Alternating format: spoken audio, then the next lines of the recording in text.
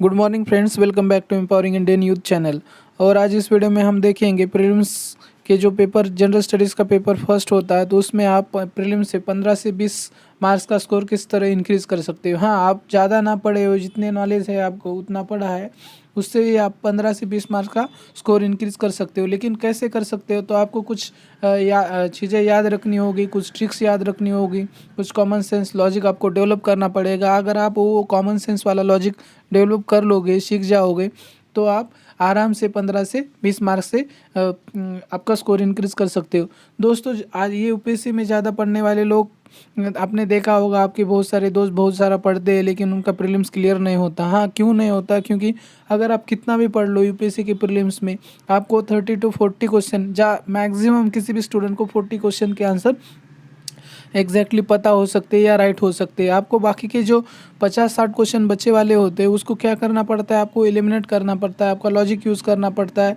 इस तरह आपको क्या करना पड़ता है, क्वेश्चंस के आंसर लाने पड़ते हैं। और अगर उसमें से आप 50% भी सही करते हो, जैसे कि आप 60 क्वेश्चन आप 30 या 40 क्वेश्चन आपको एक्यूरेट पता है, और बाकी के आप 60 क्वेश्चन या 50 क्वेश्चन आपने इस तरह लॉजिक लगा के लाए हो, तो आपको क्या, आपका स्कोर चांसेस हो सकती है कि आपको उसमें से 20 या 25 क्वेश्चन सही आने के, या 10-15 क्वेश्चन सही आने के चांसेस हो सकते हैं। लेकिन आपको क्या करना है, अगर आप एक आध स्टेटमेंट एलिमिनेट कर सकते हो, 4 ऑप्शन दिए वाले आपको, और आप अगर आप एक आध स्टेटमेंट एलिमिनेट कर रहे हो, तो आपको क्या करना चाहिए, अटेम्प्ट करना चाहिए। क्वेश्चन 2 कर रहे हो तो भी अटेम्प्ट करना चाहिए, 3 कर रहे हो तो डायरेक्ट आपका आंसर आ ही जाएगा। क्योंकि आपका स्कोर है ना, अगर आप स्टैटिस्टिक्स का यूज़ करोगे, तो अगर आपको अगर आप 2 स्टेटमेंट एलिमिनेट कर रहे हो, तो आपके चांसेस 50-50 है। यानी कि अगर आप 10 क्वेश्चन सॉल्व करते हो, तो आपके पास 5 क्वेश्चन आपके क्या है, चांसेस है सही होने के, और 5 गलत होने के। सपोज समझो कि आपका लक बैड था और आपके 6 क्वेश्चन गलत हो गए और 4 क्वेश्चन बराबर आ गए, तो 6 क्वेश्चन गलत हो गए, उसकी 1/3 नेगेटिव मार्किंग से सिस्टम से कितने आए वाले बराबर, आपके जो 4 क्वेश्चन आए वाले उसमें से 2 गए, तो 2 क्वेश्चन आपके नेट राइट हो जाएंगे, तो आपका स्कोर कितने मार्क्स से इंक्रीज हो जाएगा, 4 मार्क्स से इंक्रीज हो जाएगा। तो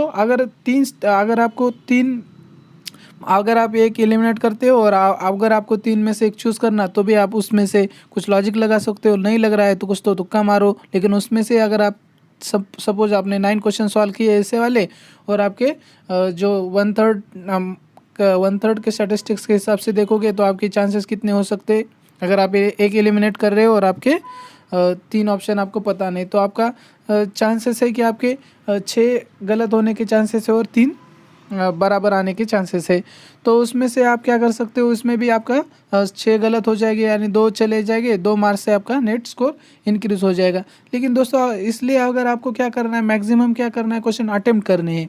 अगर आप एक भी ऑप्शन एलिमिनेट करते हो, तो उस क्वेश्चन को अटेम्प्ट करना चाहिए। 2 करते हो तो करना चाहिए, और 3 करते हो तो डायरेक्ट आपका आंसर आ जाता है। 3 मतलब आपको पता ये नहीं है, तो 4th वाला आंसर डेफिनेटली होगा, उसमें तो आपके 100% मार्क सही आएंगे।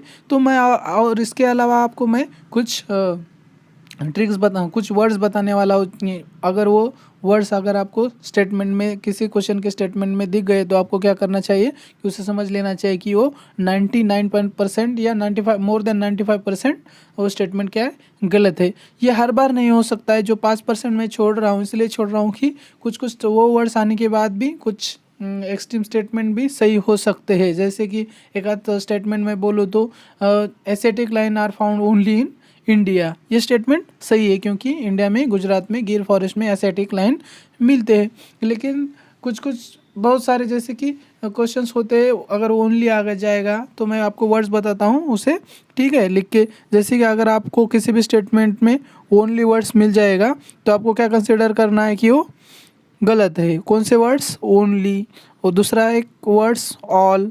अगर ऑल स्टेटमेंट्स आर करेक्ट, मतलब ऑल आर समथिंग करेक्ट बोल रहा है, ठीक है, तो आपको क्या करना है, वो भी अगर ऑल दिख जाएगा, तो चांसेस है कि 90 to 95% वो स्टेटमेंट गलत है। अगर ओनली दिख रहा है, और स्टेडीली इंक्रीज, मैं यहाँ पे लिख नहीं सकता, स्टेडीली इंक्रीज अगर वर्ड्स है, स्टेडीली डिक्रीज अगर वर्ड्स है, तो आपको क्या कंसिडर करना है, वो भी गलत है, ऐसे कंसिडर करना है। और उसके अलावा अगर मस्ट भी आपको वर्ड दिखता है, मस्ट बी, ठीक है।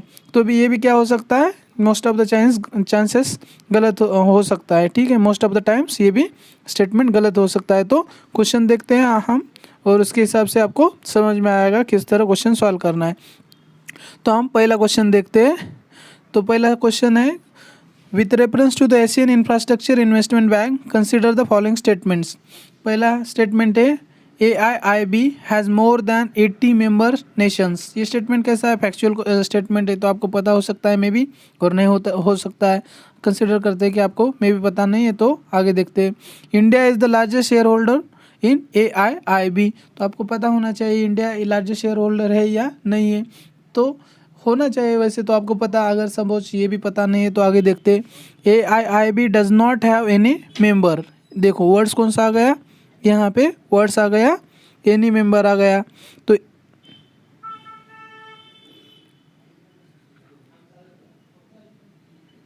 यहाँ पे कौन सा वर्ड्स आ गया, एनी मेंबर आ गया। जब एनी वर्ड्स मैंने बोला था, जब अगर आपको किसी भी स्टेटमेंट में एनी वर्ड्स मिलता है तो मोस्ट ऑफ द टाइम्स क्या हो सकता है, वो स्टेटमेंट गलत हो सकता है। और अगर आप स्टेटमेंट फर्स्ट और स्टेटमेंट 3 को भी देखोगे, पहला स्टेटमेंट क्या बोल रहा है, AIIB has more than 80 members Nations, और तीसरा बोल रहा है AIIB does not have any member from outside Asia. अगर आपको थोड़ा बहुत भी आपने पढ़ा है 1-1.5 साल या सीरियस एस्पायरेंट हो तो आपको पता होना चाहिए कि एशिया में कितने, लगभग एग्जैक्ट नहीं लेकिन एक लगभग कितने मेंबर्स है। और ये बोल रहा है कि AIIB में 80 मेंबर्स है, और तीसरा स्टेटमेंट बोल रहा है कि एशिया से एक भी मेंबर नहीं। ऐसा तो नहीं हो सकता, इसका मतलब 100% क्या है, एक स्टेटमेंट तो उसमें से गलत होना चाहिए, 100% एक गलत होना चाहिए, और उससे ज़्यादा 2 भी गलत हो सकते हैं, ठीक है। लेकिन 100% दोनों में से एक क्या है, अगर आपने थोड़ा बहुत पढ़ा है तो आपको समझ में आना चाहिए कि एक गलत है। तो हमें दोनों को गलत करना है, दोनों में से गलत करना है। तो पहला बोल रहा है AIIB has more than 80 member Nations, हो सकता है फैक्चुअल स्टेटमेंट है, आपको पता नहीं, ठीक है। लेकिन ये क्या बोल रहा है, AIIB does not have any member from outside Asia, तो आपको क्या इसे रॉन्ग करना चाहिए, क्योंकि ये एक्सट्रीम स्टेटमेंट है, क्योंकि ये एनी वाला वर्ड्स मैंने बोला था वो इसमें आ गया है, ठीक है। तो आप अगर 3 को एलिमिनेट करोगे, 3 को कंसिडर करेंगे रॉन्ग, तो इसमें 3 है तो ये क्या होगा आपका, ये रॉन्ग हो गया। इसमें 3 है ये भी रॉन्ग हो गया, इसमें 3 है ये भी रॉन्ग हो गया। और क्वेश्चन में क्या बोला पूछा है, which of the statement given above is are correct पूछा है, तो आपका आंसर डायरेक्टली ये आ गया, यानी कि 1 इज़ करेक्ट। तो इस तरह आपको सपोज पता भी नहीं है, थोड़ा बहुत कॉमन सेंस है, आपने थोड़ा बहुत पढ़ा है, तो भी आप क्वेश्चंस के आंसर ला सकते हो। तो हम आगे नेक्स्ट क्वेश्चन देखते हैं। तो नेक्स्ट क्वेश्चन है, the next question, which of the following statement is are correct regarding the maternity benefit amendment act 2017। अब मे भी पुराना वाला एक्ट है, मे भी आपने पढ़ा होगा या नहीं पढ़ा होगा। ये 2019 का क्वेश्चन पेपर है, उसमें से मैंने डायरेक्ट स्क्रीनशॉट लिए है, ठीक है। और ये 2019 के पेपर में 2017 वाला मैटरनिटी बेनिफिट एक्ट के बारे में क्वेश्चन पूछा है। तो क्वेश्चन पढ़ते हैं और ट्राई करते हैं कि हम किस तरह अपने लॉजिक से, रैशनल थिंकिंग से एलिमिनेट करने की कोशिश करते हैं और अपना मैक्सिमम स्कोर किस तरह बढ़ा सकते हैं। पहला स्टेटमेंट देखते हैं, pregnant woman are entitled for 3 months pre delivery and 3 months post delivery paid leave. तो आपको अगर थोड़ा बहुत कॉमन सेंस अगर यहाँ पे इस तरह यूज़ करोगे कि अगर कोई भी वुमन प्रेग्नेंट है तो सबसे इम्पोर्टेंट पीरियड कौन सा होता है, तो उसका जो ज़्यादा पीरियड जो डिलीवरी होने के बाद का होता है, जब बच्चा किसी भी औरत को पैदा होता था उसके बाद से उसे ज़्यादा केयर करनी पड़ती है बच्चे की, ठीक है।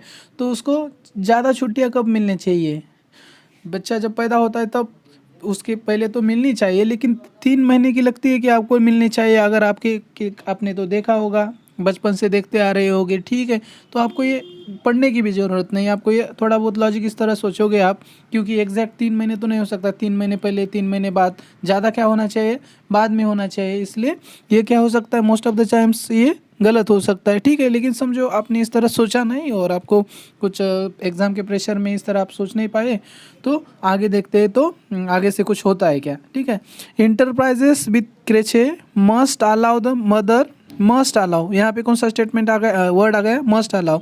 Enterprises with creche must allow the mother minimum 6 creche visits daily. क्या जो भी जहाँ पे भी महिला काम कर रहे हैं तो वहाँ पे क्रेचे जो है तो उसमें महिला को मिनिमम 6 टाइम अलाउ करना चाहिए, ऐसा मस्ट अलाउ बोल रहा है। तो ये क्या है, मस्ट, ये वर्ड आ गया।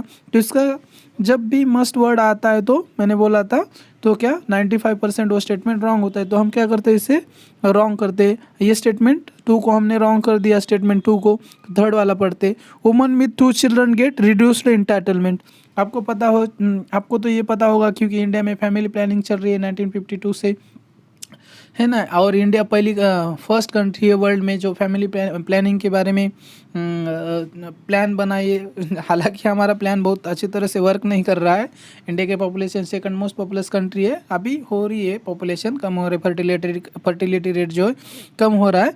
लेकिन ये क्या होना चाहिए, अगर आप थोड़ा कॉमन सेंस यूज़ करते, woman with 2 children gate reduced entertainments. आपने देखा होगा कि अगर किसी भी महिला को 2 या किसी भी फैमिली में 2 या 2 से ज़्यादा बच्चे तो एंटाइटलमेंट जो बेनिफिट होते हैं वो कम कम होते जाते हैं, और एक बच्चा है या वो भी गर्ल्स है तो ज़्यादा एंटाइटलमेंट्स मिलते हैं। तो इस तरह कॉमन सेंस चूज़ करोगे तो आप ये स्टेटमेंट क्या हो सकता है, राइट हो सकता है।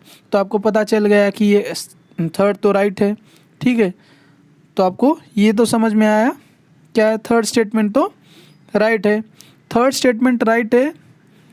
और सेकंड क्या है, सेकंड हमने गलत बोला था, ठीक है। सेकंड गलत बोला था तो जिसमें सेकंड है उसे एलिमिनेट करो। इसमें सेकंड है, इसमें सेकंड है और इसमें सेकंड है। तो ये सेकंड को एलिमिनेट कर सकते हो। अगर आपको फर्स्ट पता ही नहीं तो भी आपका डायरेक्ट आंसर आ रहा है, डायरेक्ट थी राइट, ठीक है। तो इस तरह आप क्या कर सकते हो, क्वेश्चन को सॉल्व कर सकते हो। आप नेक्स्ट देखते हैं, नेक्स्ट क्वेश्चन, ठीक है। Which one of the following is not a sub-index of the World Bank's Ease of Doing Business Index? ठीक है, तो यहाँ पे पूछा है कि कौन सा नहीं है कि वर्ल्ड बैंक के जो सब इंडेक्स, वर्ल्ड बैंक क्या करती है, ईज ऑफ डूइंग बिजनेस हर साल में इंडेक्स निकालती है। उस इंडेक्स में जो सब इंडेक्स है तो उसमें से कौन सा सब इंडेक्स नहीं है बोला है, ठीक है। तो आपको देखना है। तो maintenance of law and order, maintenance of law order, ठीक है। आगे बढ़ते, paying taxes, registering property, dealing with construction permits. अगर आप दोस्तों ये तीनों भी देखोगे, 3 स्टेटमेंट, जैसे कि पेइंग टैक्सेस अगर आप बिजनेस कर रहे हो तो अगर आपको प्रॉफिट हो रहा है, ठीक है, किसके बारे में क्वेश्चन पूछा, ईज ऑफ डूइंग बिजनेस के बारे में। क्वेश्चन किसके बारे में, ईज ऑफ डूइंग बिजनेस के बारे में। अगर आपने कुछ पढ़ा भी नहीं, अगर थोड़ी बहुत कॉमन सेंस यूज़ कर सकते हो तो भी इस क्वेश्चन का आंसर ला सकते हो। लेकिन अगर आप सीरियस हो तो आपने थोड़ा बहुत पढ़ा ही होगा ईज ऑफ डूइंग बिजनेस के बारे में, वर्ल्ड बैंक के बारे में, लेकिन आपको सपोज कुछ याद नहीं आ रहा है अच्छी तरह से और सब इंडेक्स पूछा है तो उसे पता नहीं है आपको, तो भी आप लॉजिक किस तरह यूज़ कर सकते हैं, देखो मैं बोलता हूँ, समझाता हूँ। पेइंग टैक्सेस, अगर आप बिजनेस कर रहे हो तो आपको क्या करना है, अगर प्रॉफिट होगा तो टैक्सेस पे करना होगा, यानी कि इसके चांसेस है कि हो सकता है। रजिस्टरिंग प्रॉपर्टी, अगर आपको बिजनेस करना है तो आपको क्या करने पड़ते हैं, प्रॉपर्टी रजिस्टर करनी पड़ेगी, है ना। तो ये भी बिजनेस रिलेटेड है। डीलिंग विद कंस्ट्रक्शन परमिट, तो अगर आपको प्रॉपर्टी रजिस्टर करनी है, बिल्डिंग कंस्ट्रक्ट करनी है तो आपको क्या परमिट लेना पड़ेगा, वेरियस टाइप्स, है ना। तो ये भी क्या है, सही लगता है। अगर आप ये तीनों के तीनों स्टेटमेंट देखोगे,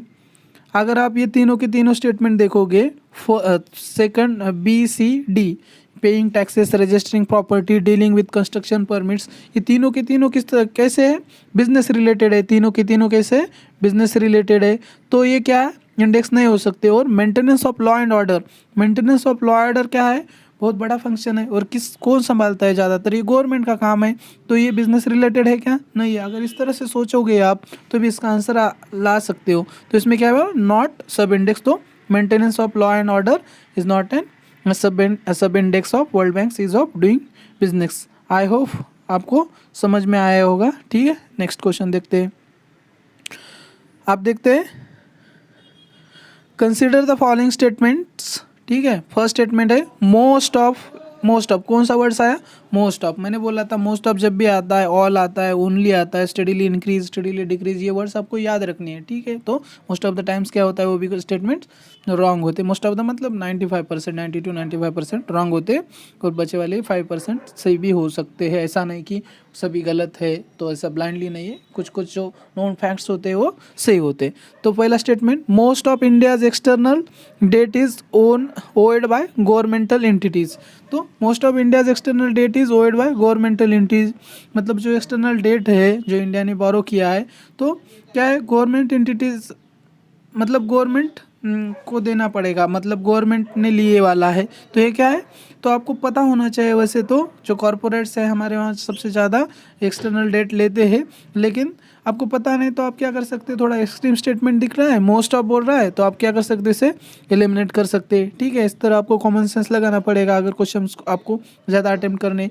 all of India's external debt is denominated in US dollars. यहाँ पे क्या है, ऑल ऑफ। आप ये तो आपको पहले वाला एक बार ठीक है, थोड़ा बहुत कंफ्यूज हो सकता है, आपको समझ में ना आए, लेकिन यहाँ पे सेकंड वाला तो आपको साफ साफ नज़र आ रहा है। सेकंड वाला साफ साफ नज़र आया क्या, all of India's external that is denominated in US dollars. आपको थोड़ा बहुत न्यूज़पेपर पढ़ रहे हो तो आपने देखा होगा वेरियस कंट्रीज़ के साथ हम एग्रीमेंट कर रहे हैं, स्वैप एग्रीमेंट कर रहे हैं, वेरियस डील्स हो रहे हैं। ठीक है, क्योंकि क्राइसिस हो गए तो प्रॉब्लम हो जाएगा। तो और बहुत सारे कंट्री जैसे कि हम यूरो में डील करते हैं, यूरो है, जापानीज येन है, RMB है, बहुत सारे करेंसीज है, उसमें भी थोड़ा बहुत डेट हो सकता है, ऑल सभी कैसे हो सकता है। ठीक है, इसलिए तो ये साफ साफ दिख रहा है कि आपको ये all of India's external debt is denominated in US dollars. और आपने मसाला बॉन्ड के बारे में भी पढ़ा होगा, अगर आपने थोड़ा बहुत मसाला बॉन्ड के बारे में पढ़ा होगा और थोड़ा सा आइडिया है आपको मसाला बॉन्ड के बारे में, तो आप इसे अच्छी तरह से क्या कर सकते हो, इसे रॉन्ग कंसिडर कर सकते हो। तो आपको सेकंड तो रॉन्ग हो रहा है। ठीक है, तो बोल रहा है क्या है, which of the above given, which of the statement given above is are correct. और हमने पहले भी पहला वाला भी रॉन्ग किया था, करेक्ट। तो कौन सा करेक्ट है, कौन सा भी करेक्ट नहीं, इसका आंसर क्या है, नादर 1 नॉर 2। ठीक है, तो नेक्स्ट क्वेश्चन देखते हैं आगे। Next question, with reference to the cultivation of kharif crops in India in the last 5 years consider the following statements. कितने सालों में बोला है, लास्ट 5 years। खरीफ क्रॉप्स के बारे में देखना है हमें।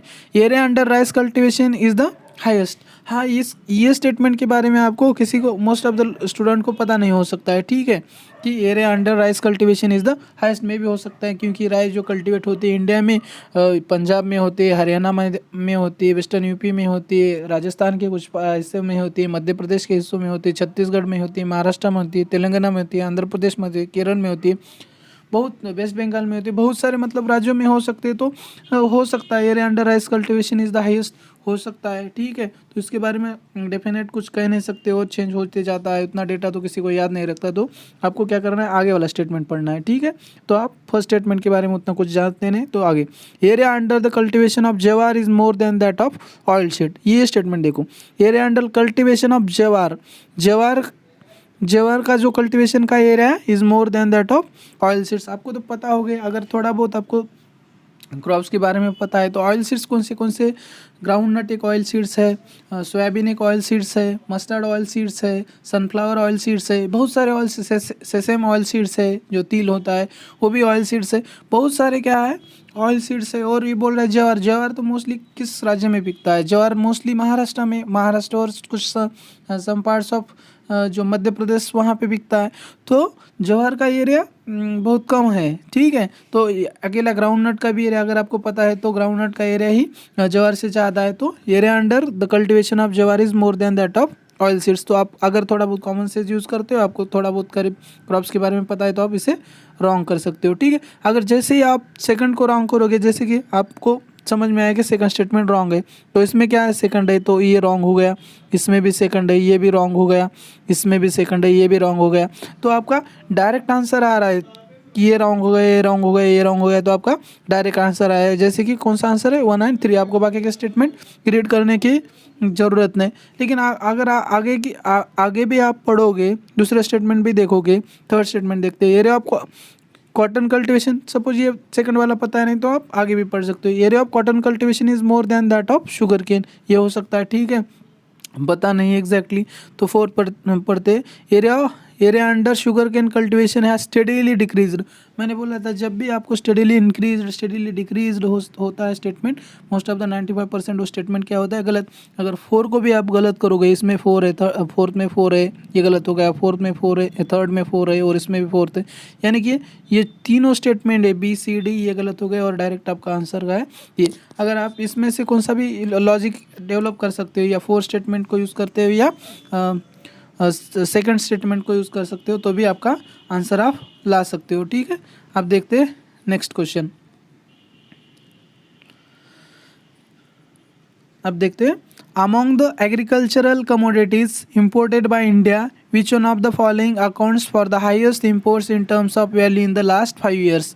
तो स्टेटमेंट एक बार पढ़ते हैं, अमॉन्ग द एग्रीकल्चरल कमोडिटीज किसके बारे में, एग्रीकल्चरल कमोडिटीज के बारे में। इंपोर्टेड क्या बोला है, इंपोर्ट बोला है, imported by India which one of the following accounts for highest imports in terms of value. In terms of क्या बोला है, वैल्यू पूछा है। ठीक है, कमोडिटी के बारे में नहीं पूछा है, वैल्यू यानी कि मनी में कि value in the last 5 years, ये भी 5 साल में पूछा है। तो आपको पता है पहला दिए वाला है कि हम ज़्यादा क्या इंपोर्ट करते हैं, वो भी वैल्यू में और लास्ट 5 ईयर्स में। स्पाइसेस पहला स्टेटमेंट दिया है, स्पाइसेस आपको तो पता होगा एंशियंट टाइम से जो इंडिया है स्पाइसेस एक्सपोर्ट करता है, स्पाइसेस के लिए फेमस था। ठीक है, स्पाइसेस की वजह से जो यूरोपियंस कंट्री वहाँ हमारे इंडिया में आए, ठीक है, पहले स्पाइसेस में ट्रेड करते, तो ये तो नहीं हो सकता। ठीक है, अगर आपको ये थोड़ा बहुत हिस्ट्री पता है तो ये गलत हो गया, यानी कि ये जो है आंसर इसका हो सकता है क्या, नहीं हो सकता है। इसका जो ए आंसर हो सकता है क्या, नहीं हो सकता है। ठीक है, यानी कि स्पाइसेस क्या है क्या, इसका ये उत्तर इसका नहीं है, स्पाइसेस नहीं है। तो नेक्स्ट देखते हैं, फ्रेश फ्रूट्स। तो फ्रूट्स भी इंडिया में बहुत सारे पिकते हैं, तो फ्रूट्स भी हम क्या करते हैं, एक्सपोर्ट करते हैं, तो इंपोर्ट ज़्यादा करते नहीं, ये भी क्या गलत हो गया।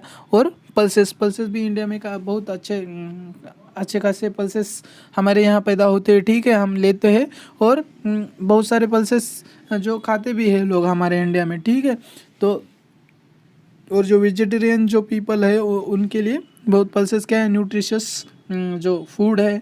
ठीक है, तो पल्सेस भी हम क्या करते हैं, एक्सपोर्ट करते हैं, इंपोर्ट नहीं करते। लेकिन वेजिटेबल ऑयल्स, तो आपको अगर जैसे भी आप वेजिटेबल ऑयल्स पढ़ते हो, ठीक है, जैसे वेजिटेबल ऑयल्स पढ़ते हो और आपने थोड़ा बहुत आपने न्यूज़पेपर पढ़ा भी है, नहीं भी पढ़ा है, तो आप ज़रा सा बहुत थोड़ा बहुत सोसाइटी के अंदर देख रहे हो। ठीक है, तो आपने देखा होगा कि जो ऑयल्स के जो ऑयल्स है, ईडेबल ऑयल्स की प्राइसेस, वेजिटेबल ऑयल्स है ना, ईडेबल ऑयल्स की प्राइसेस जो 80, पाम ऑयल का प्राइस 80 रुपीज़ पर केजी था, वो अभी कितना हो गया था पिछले कुछ दिसंबर में, तो 180 हो गया, मोर देन 100% इंक्रीज़ हुआ था।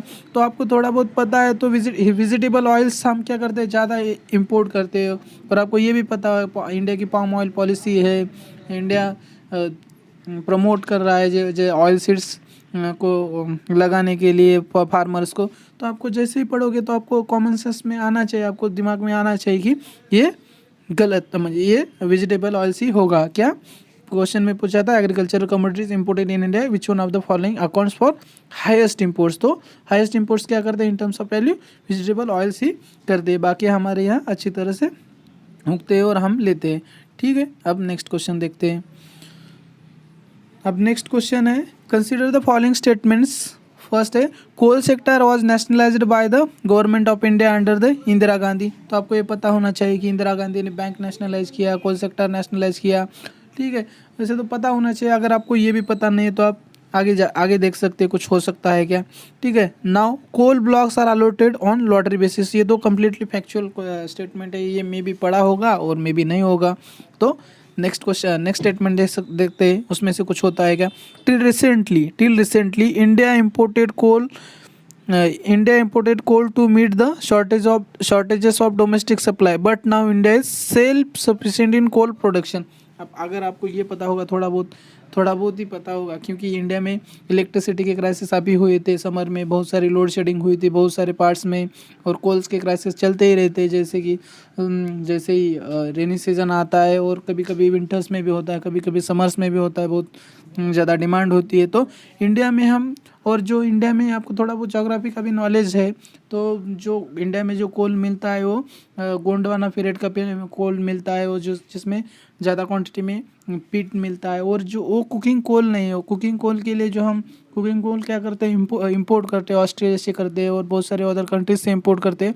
तो इंडिया में जो हाई ग्रेड क्वालिटी का कुकिंग कोल होता है हम हमेशा इंपोर्ट करते हैं, तो इसलिए ये तो सही नहीं हो सकता, थोड़ा बहुत नॉलेज है, ठीक है। तो इसलिए ये थर्ड स्टेटमेंट क्या हो गया, ये रॉन्ग हो गया। अगर जैसे ही आप थर्ड रॉन्ग करते हो, आपको पता है थर्ड रॉन्ग हो गया, इसमें थर्ड है, ये रॉन्ग हो गया, ये रॉन्ग हो गया, ठीक है। जैसे आंसर है, क्या पूछा है क्वेश्चन में, which of the following statement is correct, तो करेक्ट क्या है, तो फर्स्ट ही करेक्ट है, थर्ड रॉन्ग हो गया। तो coal sector was nationalize by the government of India under the Indira Gandhi. तो जैसे आप थर्ड रॉन्ग करोगे वैसे आपका आंसर आ रहा है, ठीक है। अब नेक्स्ट देखते हैं, आई होप, ठीक है। अब नेक्स्ट क्वेश्चन देखते हैं। Consider the following statements. The parliament prevention of disqualification act 1959 exempt several post from disqualification on the grounds of office of profit, ठीक है। ये थोड़ा बहुत फैक्चुअल स्टेटमेंट है, मे बी आपने कुछ लोगों ने पढ़ा होगा और कुछ नहीं होगा, ठीक है। तो इस ऐसे समय क्या करना चाहिए, आपको क्या करना चाहिए, आगे वाले स्टेटमेंट पढ़ना चाहिए, कुछ बनता है क्या, ठीक है। तो आपको प्रीलिम्स में जब भी आप क्वेश्चन सॉल्व करते हैं तो आपको पूरे 100 के 100 क्वेश्चन पढ़ने चाहिए और पूरी तरह आपको यूटिलाइज करना चाहिए 2 घंटे का, और देखना चाहिए, कुछ लॉजिक लगाना चाहिए, कुछ बनता है क्या, कुछ स्टेटमेंट से निकलता है क्या, कुछ स्टेटमेंट गलत हो सकता है क्या, कुछ एक्सट्रीम वर्ड्स दिए वाले है क्या। तो आपको यही करना पड़ेगा और इसी तरह से आप क्या कर सकते हो, एलिमिनेट कर सकते हो। आपको ऐसा तो नहीं होगा कि डायरेक्ट किसी क्वेश्चन का आंसर मिलेगा। तो ये the term office of profit is well defined in the constitution. तो सेकंड स्टेटमेंट देखते हैं, पहले वाला, ठीक है। इस तरह आपको एलिमिनेट करना है, तो आपको मे बी ठीक है पता होगा और पता नहीं होगा। तो सेकंड वाला स्टेटमेंट देखते हैं, the above mentioned act was amended 5 times. ये तो बहुत ही फैक्चुअल स्टेटमेंट है, मे बी आपको पता होगा और नहीं होगा। तो ऐसे समय क्या करना है, चाहे आपको थर्ड वाला स्टेटमेंट देखना चाहिए और उसमें से कुछ निकलता है क्या। तो the term office of profit is well defined in the constitution of India. तो क्या बोल रहा है, the term office of profit is well defined in the constitution of India. तो ऑफिस ऑफ प्रॉफिट के बारे में बहुत सारी दिक्कतें हो रही है, बहुत सारे केसेस चले, सुप्रीम कोर्ट में केस गया था। तो ये अगर वेल डिफाइन है कॉन्स्टिट्यूशन में तो कोई प्रॉब्लम नहीं होना चाहिए, कोई इश्यू नहीं होना चाहिए। तो ये क्या है, कम्प्लीटली क्या है, रॉन्ग है, यानी इसलिए क्वेश्चन आ रहा है क्योंकि ऑफिस ऑफ प्रॉफिट क्या है, कॉन्स्टिट्यूशन में वेल डिफाइन नहीं है, क्योंकि उसका इंटरप्रिटेशन, इसलिए कुछ भी लोग कुछ भी कर रहे हैं, इसलिए केसेस बन रहे, केसेस चल रहे, बहुत दिक्कतें आ रही। तो और यहाँ पे एग्जामिनर भी क्या चाहता है आपसे कि आपको ये पहले वाले 2 स्टेटमेंट आपको पता हो है या नहीं, ये नहीं चाहता कि ये आपको मस्ट पता होना चाहिए कि ये ऑफिस ऑफ प्रॉफिट कॉन्स्टिट्यूशन में डिफाइन किया है या नहीं किया है। अगर ये आपको पता नहीं है तो इसका मतलब आप सीरियस एस्पिरेंट नहीं हो, अगर आपने थोड़ी बहुत अच्छी तरह से स्टडी नहीं की है, ठीक है। तो मतलब आपका सिलेक्शन होना, ऐसे टर्म आपको पता नहीं है तो बहुत मुश्किल हो जाएगा, ठीक है। ऐसा नहीं है कि मैं नहीं बोल रहा कि हो नहीं सकता, लेकिन मुश्किल हो सकता है क्योंकि ये आपको पता होना चाहिए, क्योंकि ये बहुत ही बेसिक चीज़ है। तो the term office of profit is well define in the constitution क्या है, रॉन्ग है, क्योंकि वेल डिफाइन नहीं है। जैसे आप स्टेटमेंट 3 को एलिमिनेट करोगे तो आपका डायरेक्ट आंसर आ जाएगा। फर्स्ट और सेकंड आपको पता होने की ज़रूरत ही नहीं है, ठीक है। नेक्स्ट क्वेश्चन देखते हैं आप।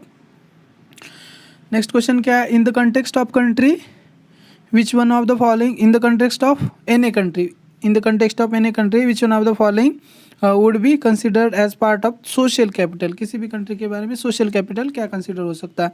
The proportion of literate in the population, कुछ लोग अगर पढ़े लिखे हैं उस कंट्री में तो ये सोशल कैपिटल होगा, नहीं होगा, ठीक है।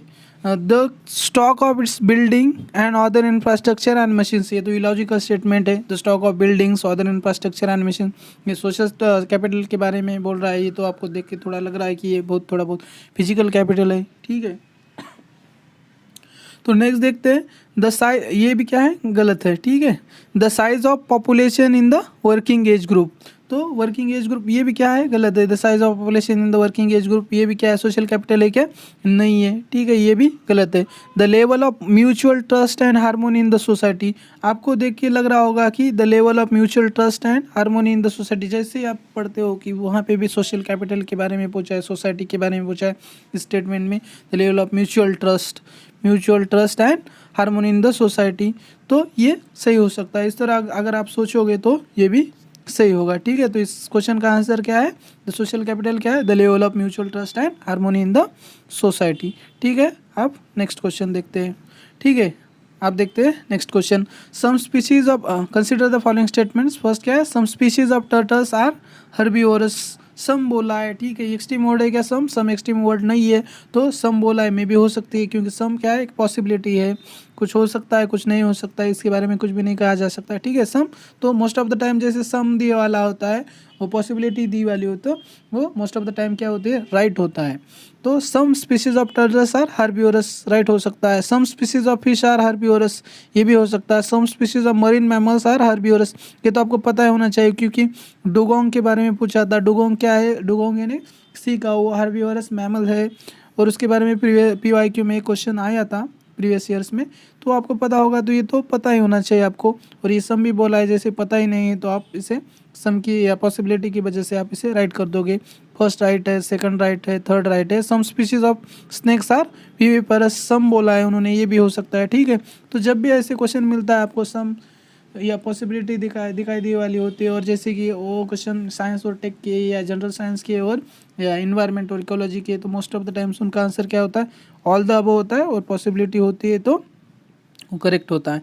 मोस्ट ऑफ द टाइम बोल रहा हूँ मैं, हर बार नहीं होता है। ठीक है, अगर आपको कुछ पता है, फैक्चुअल है, गलत है तो गलत है। ठीक है, तो ऐसा नहीं है कि मैंने बोला तो सभी ऑल द अबव सबका आंसर होगा, ऐसा नहीं है। मोस्ट ऑफ द टाइम होता है, और ऐसे स्टेटमेंट होते हैं तभी। ठीक है, और हर एक किसी क्वेश्चन का नहीं होता है। ठीक है, तो ये आपको याद रखनी पड़ी, बात याद रखनी पड़ेगी। ठीक है, नेक्स्ट क्वेश्चन देखते हैं, 35 नंबर का क्वेश्चन। ठीक है, कंसिडर द फॉलोइंग स्टेटमेंट्स। ठीक है, carbon monoxide, methane, ozone, sulphur dioxide, ये क्या है? आपको 4 पोल्यूटेंट्स दिए हैं, और उसमें क्वेश्चन पूछा है which of the above are released into atmosphere due to burning of crop biomass residue. तो क्या पूछा है? विच 4 पोल्यूटेंट दिए वाले, और उन्होंने पूछा है which of the above are released into atmosphere में due to the burning of crop biomass residue. Crop या बायोमास रेसिड्यू के बर्न करने से कौन से पोल्यूटेंट निकलते? तो उन्होंने कोई स्पेसिफिक क्रॉप दिए वाला है क्या? नहीं है। क्रॉप क्या है? एक जनरल टर्म है। बायोमास भी क्या है? जनरल। क्रॉप और बायोमास क्या है? General. Crop and biomass residue general term है। बहुत सारे क्रॉप है, जैसे कि कॉटन है, बनाना है, या बहुत सारे क्रॉप है, और कौन से भी क्रॉप से कुछ भी निकल सकता है। ठीक है, कौन से भी पोल्यूटेंट निकल सकते हैं, या किसी भी बायोमास से, अगर एक आध बायोमास है क्रॉप से एक आध दूसरा पोल्यूटेंट निकल सकता है, तो दूसरे।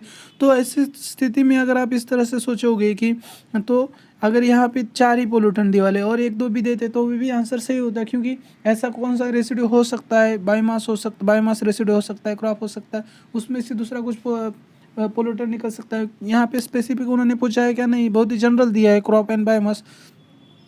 तो ऐसी स्थिति में कि अगर आप इस तरह से सोचोगे तो आपको क्या करना चाहिए? सभी राइट करनी चाहिए। ठीक है, इसका भी आंसर क्या है? All of the above. ठीक है, तो आई होप आपको समझ में आ गया होगा मैं क्या कहना चाहता हूँ। ठीक है, तो नेक्स्ट क्वेश्चन देखते हैं। Consider the following statement. Asiatic lion is naturally found in India only. ठीक है, ये एक्सट्रीम स्टेटमेंट है, लेकिन ये क्या है? एक्सट्रीम स्टेटमेंट है, लेकिन सही है, क्योंकि ये फैक्ट है, और मैंने पहले वीडियो स्टार्ट होने के पहले ही बताया था। और ये सबको पता होना चाहिए, क्योंकि इसके वजह से बहुत सारे सुप्रीम कोर्ट में केस भी चला गया, क्योंकि relocation Asiatic lion in the Madhya Pradesh, Gujarat allow नहीं कर रहा है। ठीक है, और ये बहुत सारा प्रॉब्लम और दिक्कतें हो रही है, और ये बहुत सारे एशियाटिक लायन न्यूज़ में रहता है हर बार, तो आपको पता ही होना चाहिए। नेक्स्ट स्टेटमेंट देखते हैं। Double humped camel is naturally found in India only. तो ये मे भी आपको पता हो सकता है, और मे भी नहीं हो सकता है। ठीक है, और 1 horn rhinoceros is, third statement देख सकते हैं, 1 horn rhinoceros is naturally found in India only. तो 1 horn rhinoceros is naturally found in India only. तो आपको ये क्या होना चाहिए? तो पता होना चाहिए, क्योंकि 1 हॉर्न राइनोसेरस कहाँ मिलता है? ज़्यादातर खास करके कहाँ मिलता है? काजीरंगा नेशनल पार्क में मिलता है। और काजीरंगा कहाँ पे? आसाम में है। आसाम के किस क्षेत्र में, जो भूटान का एरिया नज़दीक है वहाँ से, और बांग्लादेश भी नज़दीक है, अगर वहाँ मिलता है वन राइनोसेरस काजीरंगा में, तो वो माइग्रेट कर सकते हैं। ऐसा नहीं कि वहाँ पे माइग्रेट कर सकते हैं, भूटान में कर सकते हैं। और ऐसे ही आपने थोड़ा बहुत पढ़ा है, थोड़ा बहुत नॉलेज है आपको ज्योग्राफी या इन्वायरमेंट का, तो इंडोनेशिया भी में राइनोसेरस मिलते हैं। तो क्या है, one horn rhinoceros is naturally found in India only. तो स्टेटमेंट क्या है, एक्सट्रीम भी है, और आप थोड़ा बहुत काजीरंगा वाला भी लॉजिक यूज़ करते हैं, तो ये थर्ड रॉन्ग हो जाएगा। और थर्ड रॉन्ग करोगे तो आपको ये थर्ड रॉन्ग, ये दो स्टेटमेंट एलिमिनेट हो जाएगी। यानी कि अगर थर्ड रॉन्ग करते हो आप, तो सेकंड, फोर्थ और सी क्या रॉन्ग हो गया, और फर्स्ट तो आपको पता है होना चाहिए, फर्स्ट राइट है तो आपका, और इन दोनों में से 1 और 2 राइट करना है, तो आपको क्या करोगे, 1 तो पता है आपको, तो ये आंसर इस क्वेश्चन का करेक्ट आंसर है। ठीक है, अब नेक्स्ट क्वेश्चन देखते हैं। In the context of India which of the following factors is are contributors to reducing the risk of currency crisis. Currency crisis कौन से फैक्टर्स कंट्रीब्यूट करते हैं रिड्यूस करने में। तो ठीक है, पढ़ते हैं पहला statement. The foreign currency earnings of India's IT sector. अगर इंडिया को जो आईटी सेक्टर है, जो सॉफ्टवेयर एक्सपोर्ट कर रहा है और हमें फॉरेन करेंसी मिल रही है, तो हम क्या कर सकते हैं, उससे बहुत सारे जो इसेंशियल चीज़ें इंपोर्ट कर सकते हो, और तो हमारा मतलब करेंसी क्राइसिस रिड्यूस करने में क्या होगा, मदद होगा। ठीक है, तो इसलिए स्टेटमेंट 1 क्या है, राइट है। स्टेटमेंट फर्स्ट क्या है, राइट है। Second, increase the government expenditure, increasing the government expenditure. अगर गवर्नमेंट एक्सपेंडिचर इंक्रीज कर रहा है तो करेंसी क्राइसिस कम हो गया क्या, नहीं, क्योंकि बढ़ गई करेंसी क्राइसिस। ठीक है, तो गवर्नमेंट अगर इंक्रीज कर रहा है तो करेंसी क्राइसिस क्या हो सकते हैं, बढ़ सकते हैं। इसलिए स्टेटमेंट क्या है, रॉन्ग है। Remittances from Indians abroad. अगर जो इंडियंस है, जो गल्फ कंट्रीज़ में काम कर रहे हैं, मोस्ट ऑफ द इंडियंस जो है वो रेमिटेंसेस भेजते हैं, या कई अन्य कंट्री में भी काम कर रहे हैं, तो रेमिटेंसेस भेजते हैं, तो डॉलर में भेजते हैं, तो फॉरेन करेंसी भेजते हैं, तो हम उससे इंपोर्ट कर सकते हैं। यानी कि जो फर्स्ट स्टेटमेंट, जो foreign currency earnings of India's IT sector and remittances from Indians abroad, ये क्या है, मदद करता है इंडिया के करेंसी क्राइसिस रिड्यूस करने में। और इन गवर्नमेंट अगर इंक्रीज करता है एक्सपेंडिचर, तो ये करेंसी क्राइसिस रिड्यूस होते हैं क्या, नहीं, बल्कि बढ़ सकते हैं। ठीक है, तो फर्स्ट, और ये क्या पूछा है इसमें, select the correct answer using the codes given below. तो आपको करेक्ट आंसर चूज करना है, तो फर्स्ट और थर्ड क्या है, राइट है, और सेकंड रॉन्ग है। ठीक है, डायरेक्ट आंसर आया है, सेकंड भी रॉन्ग करोगे आप तो ये 2 चले जाएंगे, और आपको दोनों में से चूज़ करना है। और आपको ये थर्ड भी पता है, फर्स्ट और थर्ड सेम सिमिलर है, लेकिन ये रेमिटेंसेस के बारे में बोल रहा है, ये आईटी सेक्टर के बारे में बोल रहा है। आईटी सेक्टर सॉफ्टवेयर भी एक्सपोर्ट कर सकता है। ठीक है, तो फर्स्ट एंड थर्ड यानी कि बी ऑप्शन करेक्ट है इस क्वेश्चन का आंसर। ठीक है, अब नेक्स्ट देखते हैं। According to the Indian patent acts, a biological process to create a seed can be patented in India. तो seed can be patented process, biological process to create a seed can be patented India. तो आपको थोड़ा बहुत पता होगा कि India agricultural countries है, agriculture कितना इम्पोर्टेंट है, और कोई भी अगर जो प्रोसेस सीड बनाने की पेटेंट करता है तो बहुत दिक्कतें हो जाएगी, क्योंकि सीड बहुत महंगे हो जाएंगे और बहुत इन्फ्लेशन बढ़ेगा, बहुत प्रॉब्लम हो जाएगी। तो इंडिया ये कभी भी अलाउ नहीं करेगा। इस तरह अगर सोचोगे आप, तो ये स्टेटमेंट क्या हो सकता है, रॉन्ग हो सकता है। मे बी हो सकता है, आपको होना सोचना चाहिए इस तरह, लेकिन परीक्षा में प्रेशर रहता है और इस तरह आप सोच नहीं पाए। तो नेक्स्ट आगे देखते हैं, आगे से कुछ निकलता है क्या। In India there is a no intellectual property appellate board. तो यहाँ ये स्टेटमेंट क्या बोल रहा है, सेकंड स्टेटमेंट बोल रहा है in India there is no intellectual property appellate board. तो इंडिया इतनी बड़ी कंट्री है, तो इंटेलेक्चुअल प्रॉपर्टी अपीलेट बोर्ड होना ही चाहिए, कहीं तो होगा ना। तो नो अपीलेट, नो यानी एक्सट्रीम स्टेटमेंट है, तो ये क्या आपको समझ में आना चाहिए कि ये रॉन्ग हो सकता है। ठीक है, और रॉन्ग होना चाहिए। थर्ड पढ़ते हैं, plant varieties are not eligible to be patented in India. ये और देखते हैं, सेकंड हमने रॉन्ग कर दिया, तो सेकंड से कुछ बनता है क्या। सेकंड जैसे हमने रॉन्ग कर दिया, सेकंड से 2 एलिमिनेट हो गए, बी रॉन्ग हो गया या डी रॉन्ग हो गया, और थर्ड बचा है, 1/3 बचा है। ठीक है, तो आपको क्या है, तो यहाँ पे आपको क्या करना है, दोनों में से चूज़ करना है। आपने क्या कर दिया है, सेकंड रॉन्ग कर दिया, तो सेकंड रॉन्ग कर दिया, तो ये बी चला गया और ये चला गया। तो 3 तो क्या है, दोनों में है, सी और ए में भी है, तो 3 तो वैसे ही राइट हो गया। तो आपको उतना बहुत सोचने की ज़रूरत नहीं। तो यहाँ पे थोड़ा बहुत प्रॉब्लम आ सकता है कि फर्स्ट पता है या नहीं। तो फर्स्ट क्या है, according to Indian patent act biological process to create seed can be patented in India, ये भी क्या है, रॉन्ग है। ठीक है, तो ये ऐसा नहीं कर सकते, इसका आंसर सी है। तो हो सकता है आपको फर्स्ट पता हो, मे भी ना हो, या परीक्षा के प्रेशर में आपको याद नहीं हो।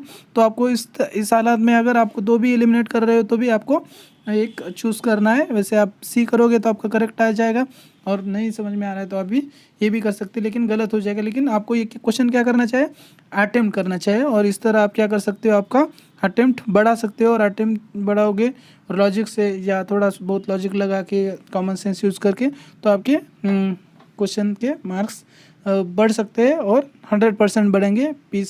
15 से 20 मार्क्स से तो बढ़ेगी या ज़्यादा ही बढ़ सकते हैं, अगर आपने अच्छी तरह से लॉजिक डेवलप किया है, कॉमन सेंस किया है। और आपको क्या करना चाहिए, PYQ जो प्रीवियस ईयर क्वेश्चन होते हैं उसे ज़्यादा से ज़्यादा सॉल्व करने चाहिए। और मैं कोशिश करूँगा कि जो PYQ के पूरे साल के जो पेपर्स है तो वो मैं थोड़े बहुत डिस्कस करूँगा। और थोड़ी बहुत हर साल के जो क्वेश्चन है उसमें किस तरह ट्रिक्स लगा सकते हो, किस तरह कॉमन सेंस यूज़ कर सकते हो, आपको बताऊँगा। और उस तरह आपका लॉजिक डेवलप हो जाएगा और आपको एग्ज़ाम में बहुत काम आ जाएगा। आई होप आपको ये वीडियो अच्छा लगा होगा और ये जानकारी भी अच्छी लगी होगी। और आपको ये जानकारी अच्छी लगी होगी तो आप अपने दोस्तों के साथ शेयर कर सकते हो, और वीडियो को लाइक कर सकते हो, और चैनल को सब्सक्राइब कर सकते हो। Thanks for the watching video.